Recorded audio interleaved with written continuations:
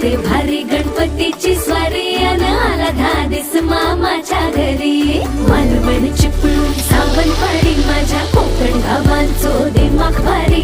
दिसते भारी गणपतीची स्वारी माझ्या कोकणा वाटे तुम्ही वलवा गाडी. धमाधमान हाका गाडी माझ्या कोकणचो रस्तो नागमोडी. वारी नय वा